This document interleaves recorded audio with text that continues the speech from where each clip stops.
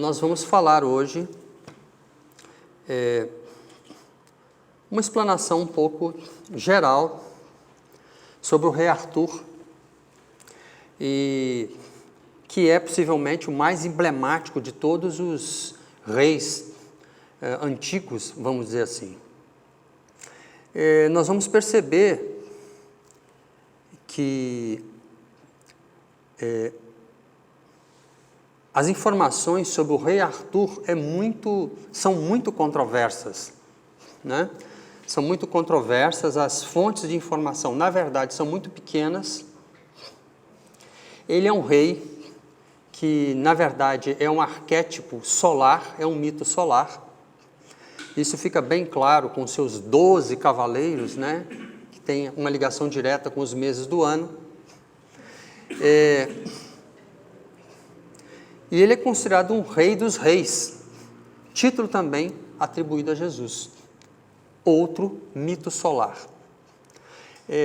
Nós devemos tomar cuidado com essa palavra mito, porque algumas pessoas têm uma interpretação negativa do que seja mito, né? Então, quando se diz que Jesus é um mito solar, isso não está denegrindo a imagem de Jesus, apenas dizendo que, né, ele representa o sol, né?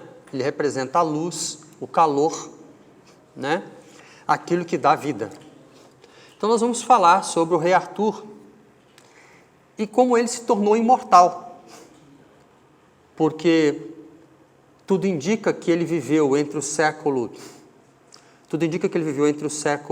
no final do século 3 entre o século 3 e o século 4, só que a imagem que nós temos, através do cinema, através inclusive das animações, dos desenhos animados, já é uma representação muito tardia, né? Onde você tem cavaleiros com armaduras especiais, né? Castelos de pedra com ponte elevadiça, esse tipo de coisa, o que não existia na época do rei Arthur. Além disso,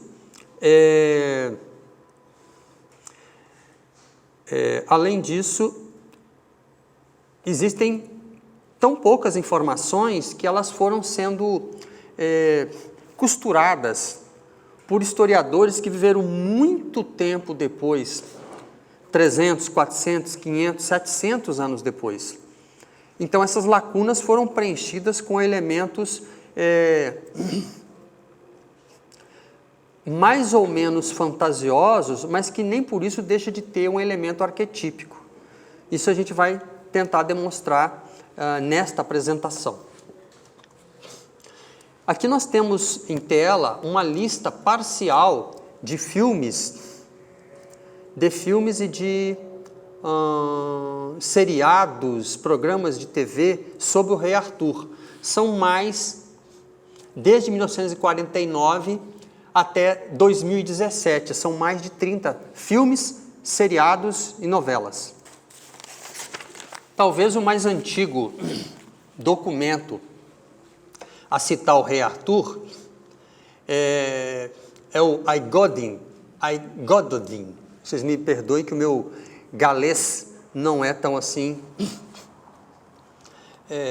primoroso. Mas o Gododin, né? É um poema medieval galês que consiste numa série de elegias a homens do antigo reino britânico de Gododin, né, e seus aliados que lutaram a batalha no século VII. Esse livro, esse texto galês, num poema, ele cita o Arthur, como se diz, né, em inglês, o rei Arthur. E talvez seja o documento mais antigo, o rei Arthur. Esse documento ele foi escrito no século X, mas a citação entre o século X e o século XIII, mas a citação do rei Arthur seria do século VII. Só que tudo indica que o Arthur ainda é anterior, entre o século metade do século III e IV.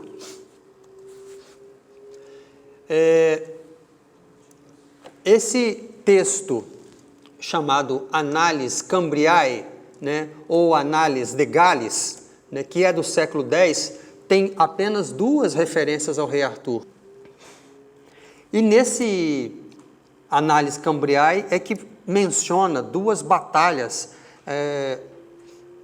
das quais o rei Arthur teria participado, que é a Batalha do Monte Badon, né, e a Batalha de Camlan. Na Batalha do Monte Badon,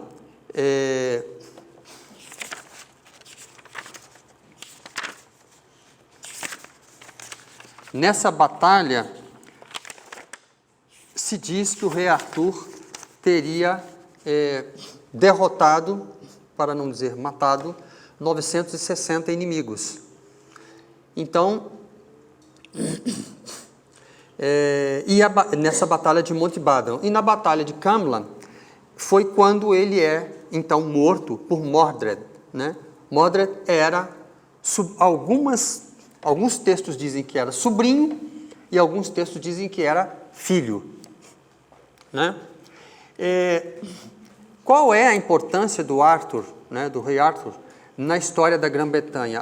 A importância dele, ainda que simbólica, é muito grande, porque foi ele que deteve o avanço dos saxões na Inglaterra, né? Nesse filme Rei Arthur, do diretor Antoine Fuqua, né? Nesse filme aparece bem isso, né? Porque a Britânia, a Inglaterra, era uma colônia romana. E como aparece no filme, num determinado momento, perto do século V, os romanos, devido às invasões bárbaras, começaram a abandonar as colônias que ficavam muito distantes. Então, na medida que eles iam abandonando essas colônias, no caso da Inglaterra, os saxões, aqueles povos vindo do norte, da Dinamarca e de outros países, eles começaram a ocupar a Inglaterra. E aí, esse avanço chega até um certo ponto, a invasão saxã vai até um certo ponto e ela para, né? E por que ela parou? Porque, aparentemente, ela foi detida por algum personagem heróico, ou por alguns personagens que depois foram assimilados numa figura só, que é o rei Arthur, né? Os documentos mais antigos que falam sobre o rei Arthur, né, além do Aigodandin, né, e do Annales Cambriae ou Annales de Gales, são a história dos bretões, do Nennius, né, ou Nênio, que naturalmente era um clérigo, era um padre. Quem contava as histórias nessa época eram os clérigos. Eram os clérigos porque eles é que sabiam escrever, né, e registravam as coisas. Isso é muito interessante do ponto de vista histórico, por um lado, mas é peculiar por outro, porque aí, naturalmente, como são os padres que contam a história, eles colocam um viés naturalmente cristão, não necessariamente fidedigno, né? Há uma grande influência aí na história. Bom, o Nennius, né, que escreveu a história dos bretões, ele nesse texto é a primeira vez que aparece a história detalhada sobre o rei Arthur, né, que ele dá mais detalhes sobre a vida do rei Arthur. Isso por volta do século IX. E o Geoffrey de Monmouth, né? Geoffrey de Monmouth, que escreveu a história dos reis da Britânia, né, da Inglaterra, ele é o primeiro que coloca o rei Arthur na linhagem dos reis ingleses, né? Isso é engraçado porque é como se a história fosse sendo reescrita, e ela foi reescrita, né? Aí nós já estamos em 1138, o Arthur é entre 3 e 4, século 3 a 4, e aí já está em 1138, né? Então o que acontece? Ele pega o personagem do rei Arthur e insere ele numa cronologia histórica de reis ingleses. Bom, quem vai estudar sobre esse ciclo, né, o ciclo inglês, né, a matéria chamada de matéria da Bretanha, naturalmente ele vai dar em Geoffrey de Monmouth, né, em Ennius, nos Análises de Gales e no Aigododin, né, que são os principais documentos que falam sobre o rei Arthur. Já o Chrétien de Troyes, ele pega essas histórias, que é francês, ele pega essas histórias do rei Arthur, já dá uma visão particular, introduz a história da Távola Redonda, que não tinha antes, né? As histórias vão se sobrepondo e vão sendo aglutinadas. Um outro francês, né, que é o Robert de Boron, ele já introduz na história do rei Arthur a história do José de Arimateia, que levou o cálice sagrado, que é o Graal, né, do Oriente Médio para a Europa. E vai, naturalmente, parar na Inglaterra. E o Robert de Boron, então, é quem traz essa história do José de Arimateia. E ele escreve também sobre o mago Merlin, né? Ele detalha a história do mago Merlin, né? E o Robert de Boron, talvez de todos os autores, é o que mais dá um peso cristão à história, porque ele introduz o Santo Graal, que na versão cristã medieval, é a taça que foi usada na última ceia e que, na hora de limpar o corpo de Jesus, eles recolheram algumas gotas de sangue de Jesus na hora que estavam limpando o corpo naquela taça. Por isso ele é sagrado, né? Só que, para falar sobre o Graal, aí seria uma outra palestra, né? Nosso objetivo é falar do arquétipo do rei que se tornou imortal e o simbolismo de algumas etapas da história dele. Mas para falar do rei, antes da parte simbólica, eu estou falando um pouco da parte histórica. Só que a parte histórica é muito pequena, lamentavelmente, né? Bom,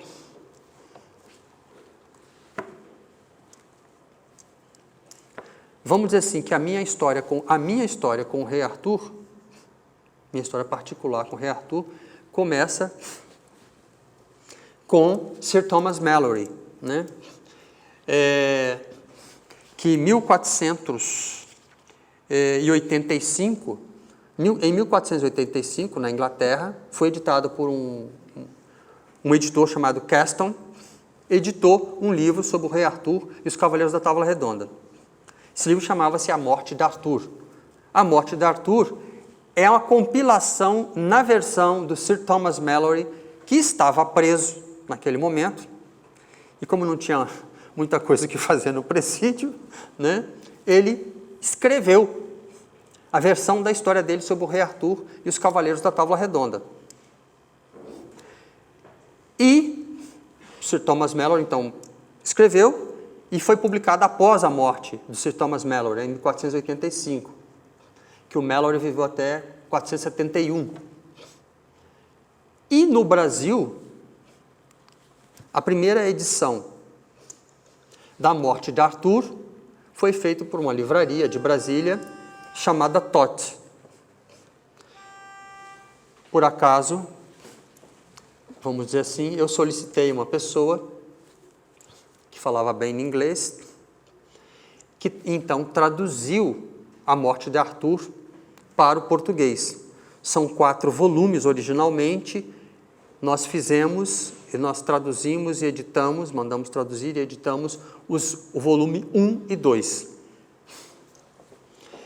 E aí você tem a capa do livro, né, da morte de Arthur, e temos também a primeira edição do livro Parsifal, que fala da busca do Graal, né, de Wolfram von Eschenbach, né, que é da editora Antroposófica, mas a primeira edição desse livro em português também foi feita pela nossa editora. Então,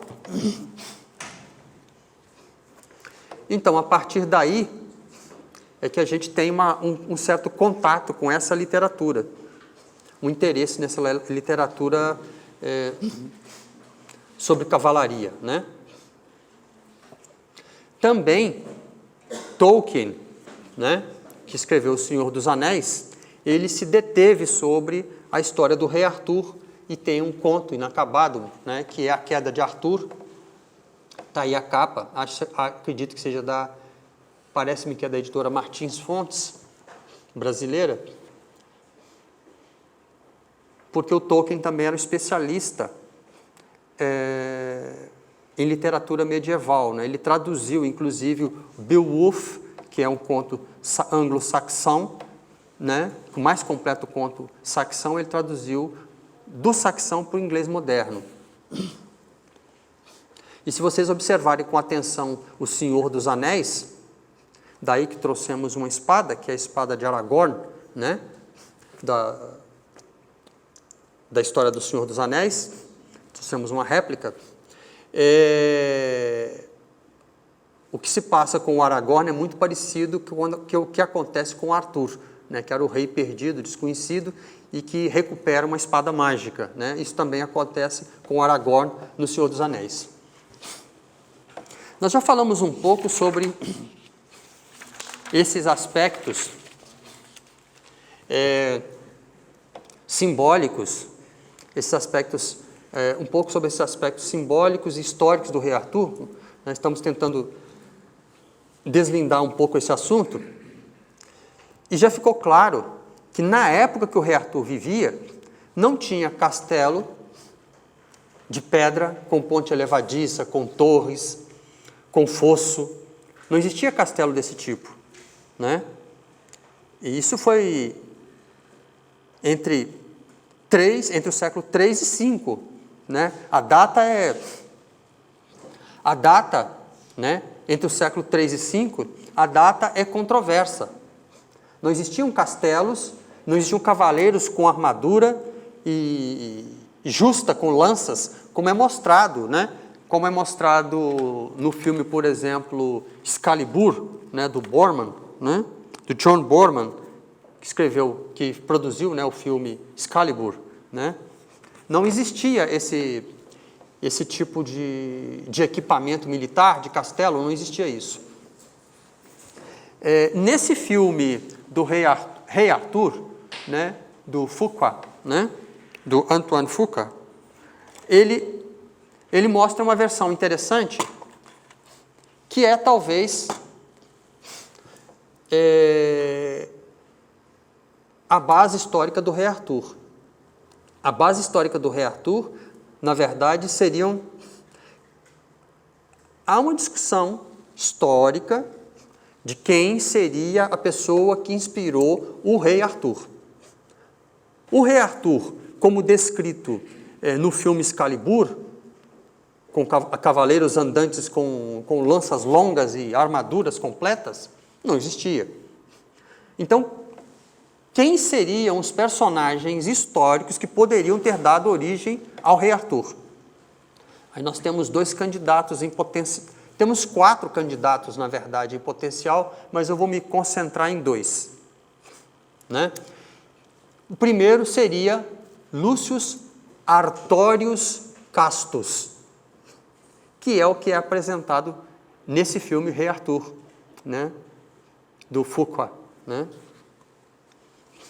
O domínio, o reino romano era muito grande, era muito extenso, né? Tanto que o mar Mediterrâneo era um mar nosso, como eles diziam, né? Mare Nostrum, né? Porque os romanos dominavam toda a margem, né, do Mediterrâneo, da África a Europa, passando por toda a Síria, Líbano, Ásia Menor. E o que nos interessa, na verdade, é a região à volta do Mar Negro, porque nesse lugar é que existia uma tribo que no filme é colocado, né, que eram os Sarmatas. Os Sarmatas eram uma tribo de origem iraniana que vivia naquela região à volta do Mar Negro. E esse Lúcio Artorius Castus era um legionário romano que vivia na Grã-Bretanha naquela época, né?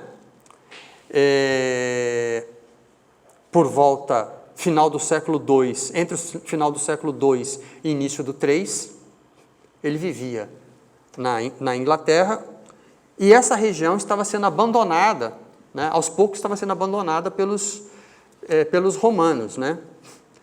Então ele fazia a defesa do território.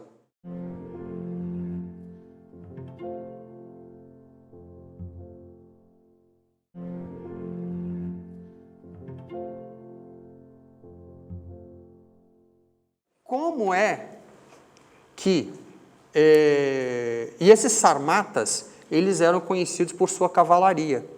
A cavalaria sarmata é muito famosa, muito competente, né? Tanto que os romanos, impressionados com eles, os absorveram, trouxeram eles para as legiões, né? No filme do Fuqua, o Rei Arthur, aparecem os cavaleiros sarmatas naquela altura. No filme são apenas são 7, né? Mas essa cavalaria que deteve, na versão do filme, né, que deteve os saxões. É comprovado historicamente que os saxões vieram do norte, invadiram, né, o lado direito do mapa da Inglaterra, eles invadem essa área, né? O lado leste, eles invadem essa área e vão ocupando a Inglaterra. E num determinado momento, porém, eles são detidos, mais ou menos no meio. E o que os deteve? A resistência autóctone, né? A resistência autóctone, a resistência dos povos que viviam na Inglaterra, segundo se diz, capitaneado por alguém ligado às legiões romanas, que seria, então, um dos candidatos o Lúcio Artorius Castus, né? Ele é conhecido a partir de 2 inscrições que dão detalhes de seu serviço. Depois de uma longa carreira como centurião no exército romano, foi promovido a prefeito, governando uma área com sede em Ebacorum, que é atual York, na Inglaterra. Mais tarde, ele comandou 2 legiões britânicas, né? E, posteriormente, ele se tornou um governador civil de Libúrnia, que fica atualmente na Croácia. Aí você tem o mapa da Inglaterra e a Muralha de Adriano, né? No filme menciona muito, né, a Muralha de Adriano. Eles vão além da Muralha de Adriano buscar um personagem chamado Alecto, né? Então, essa é a Muralha de Adriano. Aí nós temos o mapa, né, da Inglaterra, um mapa antigo. Como é que um grupo tão pequeno, relativamente pequeno, conseguiu deter a invasão? Conseguiu deter a invasão porque os romanos, para onde eles iam, eles construíam estradas, né? Construir estradas não era de graça, para poder deslocar suas tropas com facilidade. Os romanos já teriam se retirado, as legiões romanas mesmo, já teriam se retirado da Britânia, mas as estradas permaneceram. E se tinha alguém que tinha conhecimento dessas estradas, essa pessoa podia se deslocar pela Inglaterra, a cavalo, naturalmente, né, com muito mais facilidade, e surpreender, né, os saxões com uma guerra de guerrilha, né? Isso, segundo vários autores e historiadores, é o que deteve a invasão saxã. Aí nós temos uma peça arqueológica encontrada na Croácia com o nome do Artorius, né? Logo na primeira linha em cima, parece estar escrito em latim, né? Foi descoberta em 1850 com o nome de Artorius. E aí um slide sobre os Sarmatas, né? Uma confederação tribal iraniana que habitava a estepe ponto-caspiana, né? O outro candidato a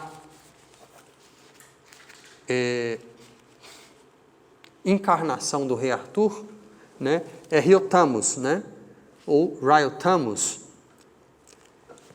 Ele é uma figura que aparece em várias fontes, né, é um chamado rei dos bretões, né, ele viveu no final do século V.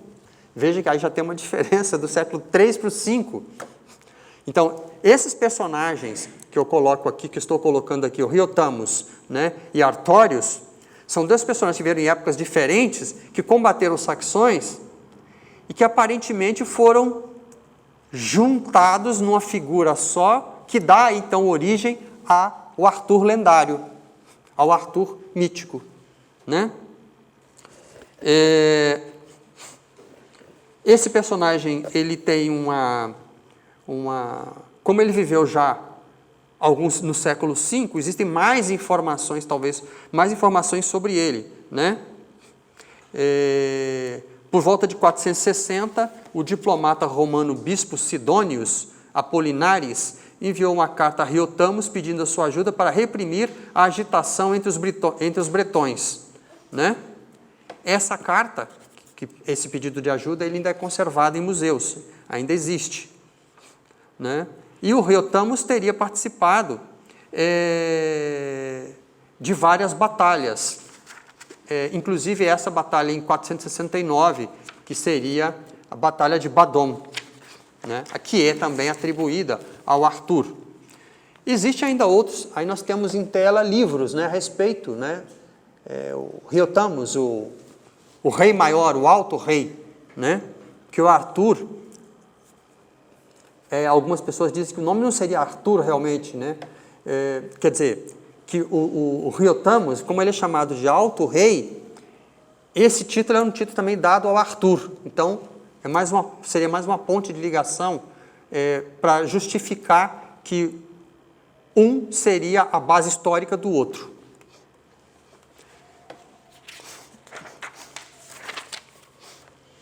Bom, feito essa introdução um tanto primária, vamos dizer assim, sobre as origens do rei Arthur, vamos falar um pouco mais, ou entrar mais na questão do símbolo que o rei Arthur representa, né? Bom, vamos começar então pelo Merlin, né? Pelo mago Merlin, que tudo indica era um druida, né? Nós sabemos, através do Belo Gallicum, que é o texto que fala da invasão romana, né? Naquelas regiões onde existiam druidas, que era necessário um número muito grande de soldados para conseguir capturar um druida. Isso demonstra que eles tinham algum tipo de conhecimento, no mínimo, evidentemente, do território, para que fosse tão difícil capturar um druida. Mas se diz, na tradição, que os druidas faziam parte de cultos iniciáticos, né? Eles tinham conhecimentos ancestrais em relação a tudo que dizesse respeito à natureza. Tanto o conhecimento, vamos dizer assim, do céu quanto da terra, né? E especialmente das plantas, das árvores, um conhecimento, vamos dizer assim, de certa forma, xamânico da natureza.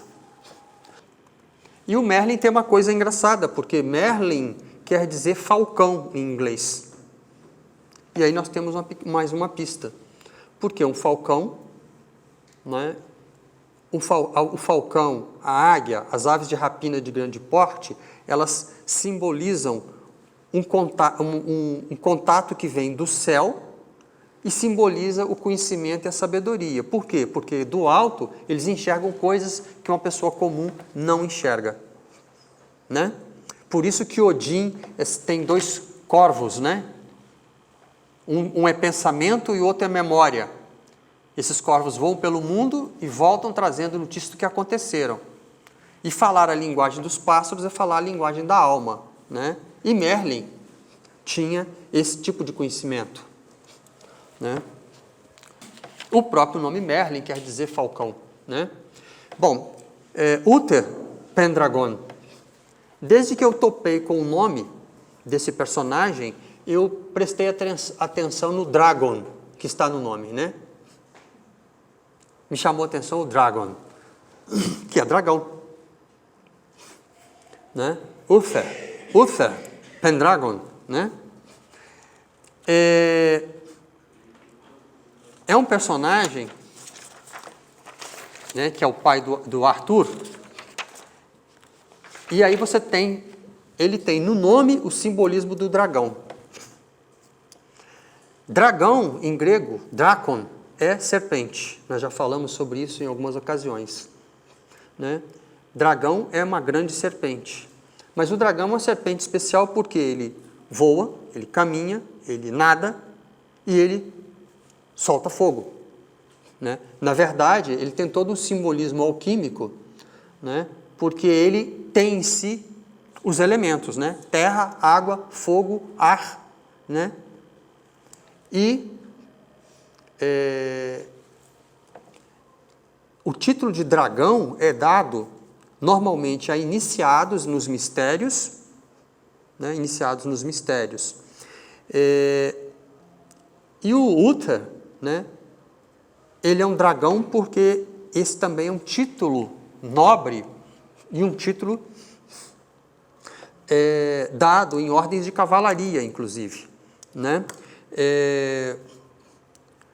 O pai do Vlad Tepes, né, que é o famoso Drácula, não o do livro, o da história da Romênia, né, Drácula, o Empalador, o pai dele fazia parte de uma ordem de cavalaria chamada, né, a Ordem do Dragão. Por isso que e Drácula quer dizer filho do dragão. É claro que na medida que houve uma cristianização da história, dragão se tornou sinônimo de demônio, ou uma coisa diabólica, mas originalmente não tem esse significado. Aí nós temos Tintagel, né, que é o lugar aonde o rei Arthur foi concebido, vamos dizer assim. A história é conhecida, né? O Uther Pendragon, ele se apaixonou pela esposa de um outro nobre e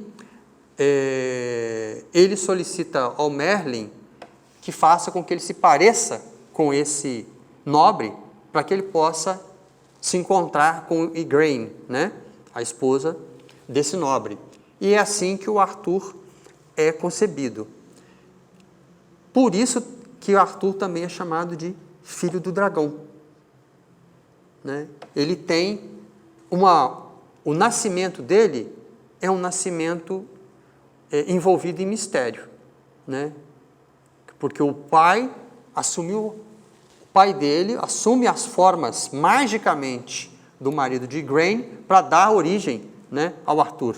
Então e isso graças ao Merlin, que faz uma exigência. Bom, tudo bem, eu vou fazer um esforço e você vai ser o clone do marido de Igraine e vai ter um filho com ela. Mas quando o filho nascer, você vai me entregar a criança. E eu vou educá-la como eu achar que devo. E o rei cede. Quando a criança nasce, ela é levada pelo Merlin, que é um mago, que é um druida, que é um sacerdote. No filme Excalibur, do Boorman, do diretor John Boorman, fica bem claro que a era dos druidas está terminando, dos druidas, dos pagãos está terminando e o cristianismo está tomando conta, né? Então ele fala isso várias vezes. Na minha era, a nossa era fala para Morgana, a nossa era está acabando, está terminando, né? Mas ele leva a criança, você vê a mãe atrás com o rosto coberto, né, chorando, desesperada, e ele leva a criança para educá-la. Mas se o Merlin é um druida, então ele foi educado como um druida, né? Aí tem o Falco Columbarius, que é Merlin. Merlin, em inglês, é falcão. Símbolo de Horus, símbolo dos deuses que do alto tudo enxergam, tudo veem, né? E aqui, em homenagem ao nosso irmão Edmar, que é um especialista em Fernando Pessoa e alquimia, eu trouxe um poema, né, que é do Fernando Pessoa, aonde ele fala sobre o rei Arthur, né? Veja como essa história mitológica chegou até a Fernando Pessoa, não só ao cinema, mas chegou a todos aos escritores, aos contistas, aos historiadores, né? Qualquer pessoa que se debruça sobre a história antiga da Inglaterra vai bater nesse mito, né? O poema que é consagrado a Nuno Álvares Pereira, que lutou contra a ocupação ou contra o domínio hispânico em Portugal, né? Que auréola te cerca, é a espada que, volteando, faz que o ar alto perca seu azul negro e brando. Mas que espada é que, erguida, faz esse halo no céu? É Excalibur, a ungida que o rei Arthur te deu. Esperança consumada, seu Portugal em ser, ergue a luz da tua espada para a estrada se ver. Mais ou menos assim que eles falam, não? Então, essa lenda, essa legenda, esse mito, ele vem até, né, Fernando Pessoa. Ele toca Fernando Pessoa, que traz a espada Excalibur para a mão de Nuno Álvares Pereira, que inclusive, depois foi canonizado pela Igreja Católica, né? Tem algumas coisas peculiares, tem algumas coisas interessantes, peculiares. Quem tiver acesso a esse vídeo, né, que é da BBC, Rei Arthur, a verdadeira história do lendário guerreiro bretão. Existem muitas discussões o que quer dizer a palavra Excalibur, né? Excalibur, alguns dizem que significa barriga voraz, aquilo que devora tudo, ou corta-aço. Aí tem uma discussão em inglês antigo, galês,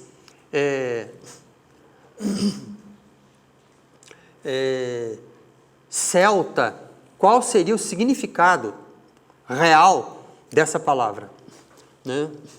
E essa questão de tirar a espada da pedra, nesse vídeo da BBC mostra como eram feitas um método usual de se fabricar espadas, que era um molde feito de pedra, dividido em dois, né, com o desenho da espada gravado em baixo relevo. Então se juntava aqueles dois moldes de pedra, prendia as pedras uma na outra, derretia o bronze ou o metal, colocava dentro, o metal escorria e assumia o formato da lâmina, da espada, uma lâmina inteiriça, da ponta até o cabo. Depois, quando esfriava, eles abriam a pedra, tiravam a espada da pedra, e aí ela era polida, colocava a empunhadura e afiada, né? Então, tirar a espada da pedra, pode ser que a expressão tenha saído daí.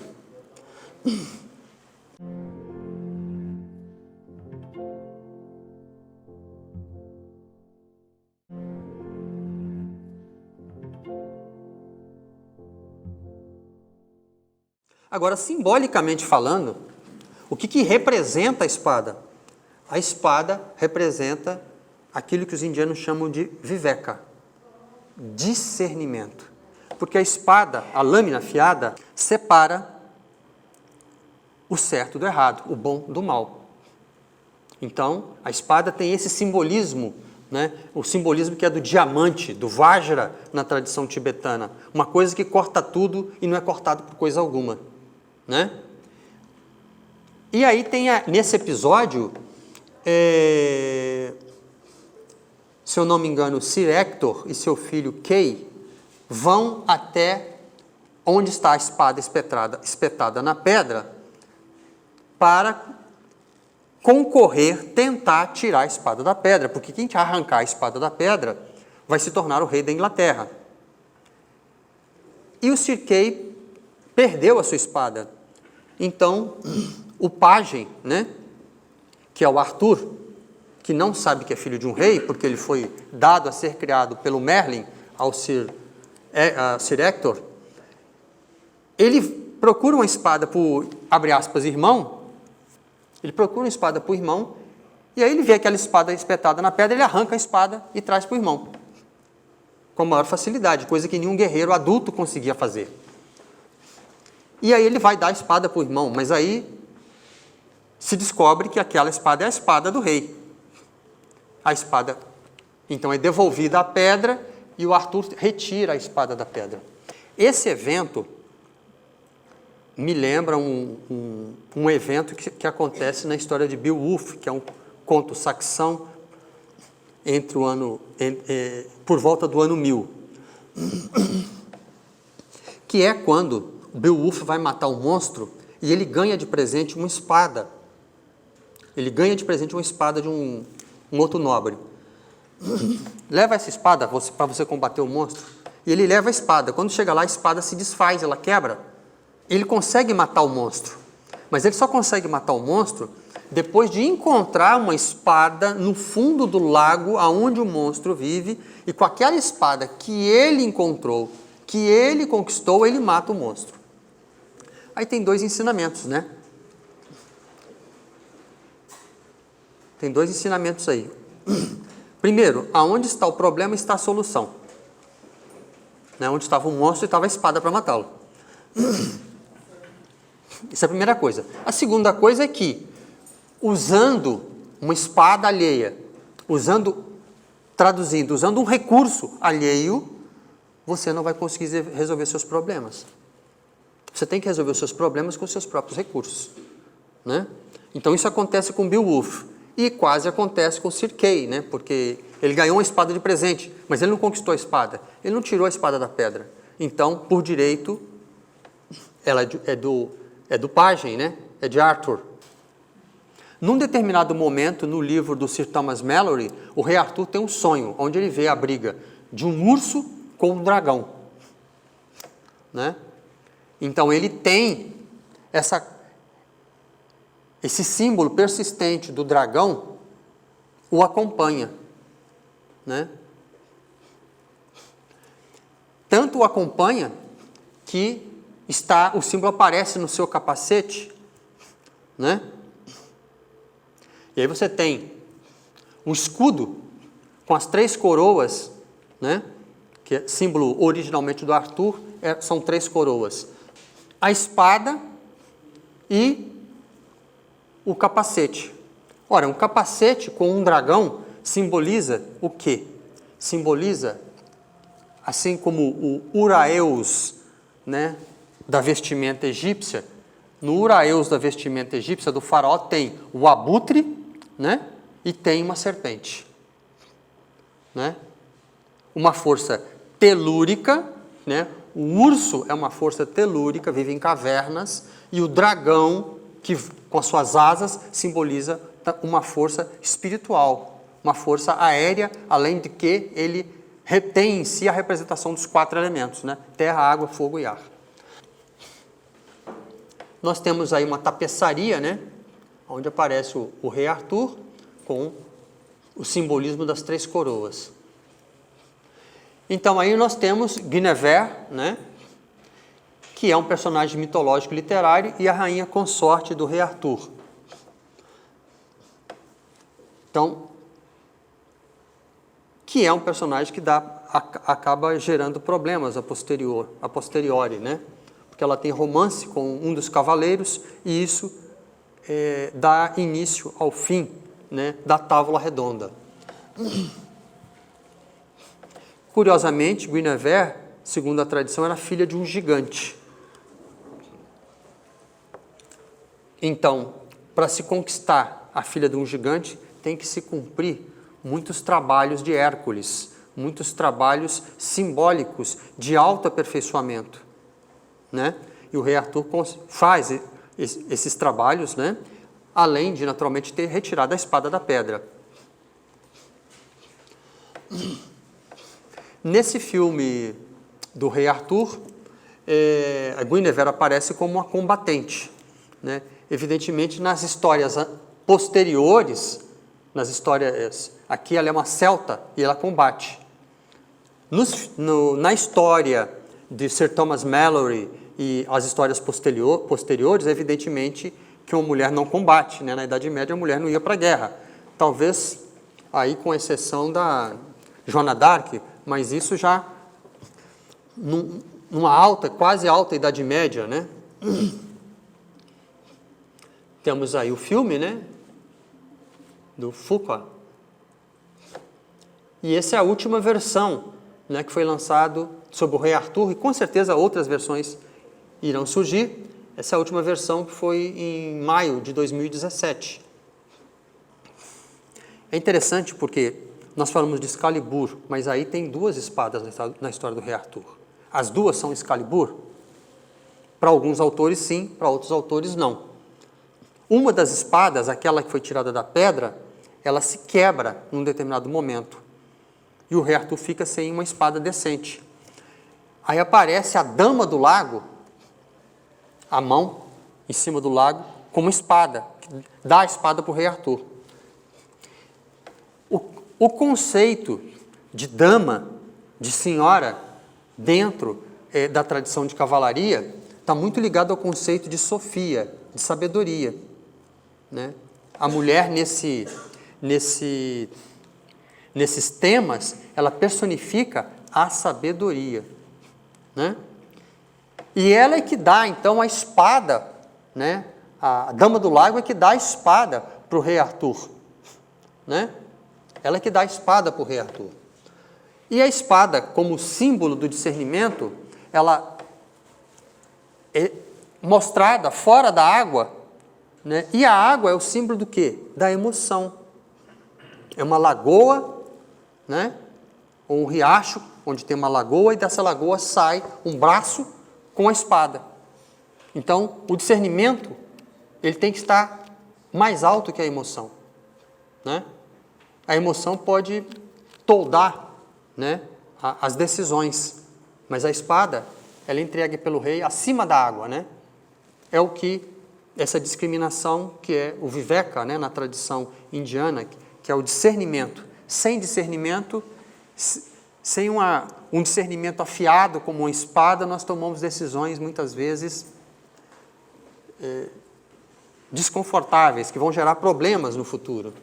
Aí nós temos mais uma representação, e o rei Arthur, né, no capacete está lá o dragão, né? Esse símbolo do dragão no alto da cabeça, aí algumas pessoas, dentro do misticismo e ocultismo, dizem que isso que simboliza que a pessoa despertou, né? A pessoa despertou, né, a energia sexual, que é o Kundalini, né? Despertou as forças criadoras, né? Você tem a representação aí da Távola Redonda e com o Graal, né? Com o Graal ao centro. É interessante observar porque aí você tem uma evidente cristianização do mito do rei Arthur, que tem muitos elementos celtas, né? Na tradição cristã, evidentemente, o Graal, que é um cálice, é o cálice que foi usado na Santa Ceia. Mas existem muitas versões sobre a origem do Graal que dizem que o Graal é uma esmeralda que caiu da testa de Lúcifer. Quando Lúcifer foi vencido, né? A esmeralda caiu, ele tinha uma esmeralda na testa que caiu da testa dele. Então, essa esmeralda seria o Graal, né? Há alguns textos celtas que falam do caldeirão, de um caldeirão especial mágico que cozinha quantidades infinitas de comida, ou só cozinha comida para pessoas que são corajosas, para guerreiros covardes, vai comer cru, né? Então, esse caldeirão tem uma ligação, né, entre num estudo específico sobre o Graal, tem uma ligação com a origem do Graal. E é claro, o rei Arthur, é claro, é um mito solar, né? E aí, lógico, você tem essa visão do rei Arthur na tábua redonda com os cavaleiros, né? Lembra, né, Jesus e os apóstolos, né, naturalmente. Você tem aí em tela, né, os cavaleiros principais, né? E uma representação de Jesus com os 12 signos dos apóstolos. Com os 12 signos, que são os apóstolos, né? Os apóstolos correspondem aos signos, né? Correspondem aos meses do ano. Então se diz que Arthur venceu 12 batalhas, né? Então nós estamos tratando de fenômenos, não vou dizer, não é meteorológicos, mas fenômenos zodiacais, fenômenos que têm a ver com as estações, né? E tudo isso era observado naturalmente pelos druidas.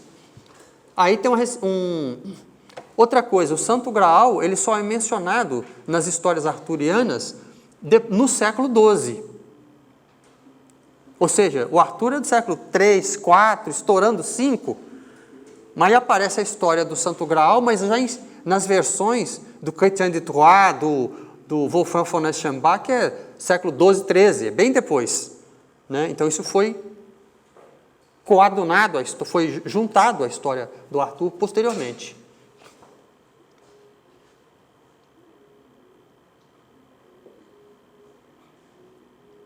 Aí nós temos algumas versões, né, tanto da espada quanto a espada nunca foi encontrada e o Santo Graal também, né, no que se saiba, historicamente falado, nunca foi encontrado. A quem serve o Graal? É perguntado na história. O Graal serve ao rei. E o que simboliza o rei? O rei simboliza o divino. O rei, ele é entronizado, baseado numa autoridade divina, né? Isso era assim na antiguidade, né? A rainha da Inglaterra é a chefe da igreja anglicana, né? Houve muita confusão sobre isso, né? O rei presta ou não contas ao Papa. Isso gerou muitas guerras, né? E a separação da igreja anglicana da igreja católica. De forma que o rei simboliza o princípio divino, né? E aí, o rei Arthur, ele, num combate, né, ele morre em combate, o Modred, né, que é o sobrinho ou filho, dependendo da versão, mata o rei Arthur, mas também é ferido mortalmente pelo rei. E o corpo do rei é levado para Avalon. Avalon é o equivalente, de certa forma, a Shambhala, né? É a cidade do rei do mundo, é a ilha sagrada, né? É um lugar sagrado, ele é recolhido, né? E existe, onde ele está, onde ele fica adormecido, esperando o momento em que, se for necessário, ele voltará à vida para defender a Inglaterra. Essa é a tradição. Então, essa tradição de um rei adormecido que vai voltar, esse messianismo, né? Na tradição portuguesa é o sebastianismo, né? O rei Dom Sebastião, que desapareceu no Marrocos, na Batalha de Alcaçequibir, né? Ele desaparece muito jovem, uns 24, 25 anos, e o Portugal entra em polvorosa, imaginando que o rei vai voltar, não acredita que ele morreu, né? Que um dia ele volta, né? Isso vai influenciar aí o Beato, né? Isso influencia depois Isso influencia depois Antônio Conselheiro, né? Antônio Conselheiro acreditava que o governo do Brasil devia ser monarquista, então ele cria um movimento messiânico com influência sebastianista para trazer a monarquia de volta, né? O que evidentemente não acontece. Bom, eu vou encaminhar para o encerramento. Essa placa está colocado na Inglaterra, né? Na Capela da Senhora, né? No ano de 1191, os corpos do rei Arthur e sua rainha foram encontrados, entre aspas, no lado sul da Capela da Senhora. Em 19 de abril de 1278, seus restos mortais foram removidos na presença do rei Eduardo I e da rainha Leonor, para um túmulo de mármore negro neste local. Só que essa tumba foi destruída, né? E aí não se sabe o que aconteceu com os restos mortais, né? Aí é uma discussão se os monges, para conseguir arrecadar doações, criaram ou não essa história, né? Mas está a placa no local e é aberto à visitação dos turistas, né? E Camelot, né? Camelot não era um castelo com ponte elevadiça, esse tipo de coisa, porque não existia esse tipo de castelo naquela época. Então, onde fica Camelot, né? Aí é uma discussão, né? Camelot ficaria no sul, mais ou menos no sul de Bristol, num lugar chamado Cadbury Hill, né? Que é este local, também aberto à visitação, porque aí foram encontrados elementos arqueológicos que mostravam que existia não digo castelo, mas uma fortificação nesse local, né? Aí uma visão de época, né? Eram mais paliçadas de madeira do que muralhas de pedra, né? E para encerrar, né, Merlin, a imagem de Merlin e Vivian, né? O Merlin, enganado por ela, fica preso, aprisionado num carvalho, o que mostra que realmente ele era um druida, né? Porque o carvalho é a árvore sagrada dos druidas, né? O rei adormecido.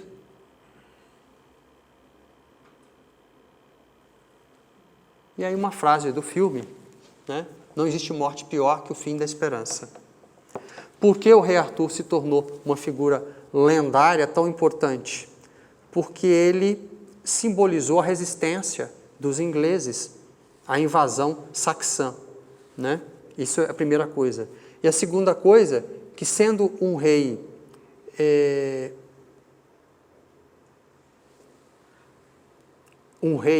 um herói, ele nos traz a indagação do porquê nós necessitamos de exemplos como heróis, né? Porque os heróis normalmente são filhos de deuses, né?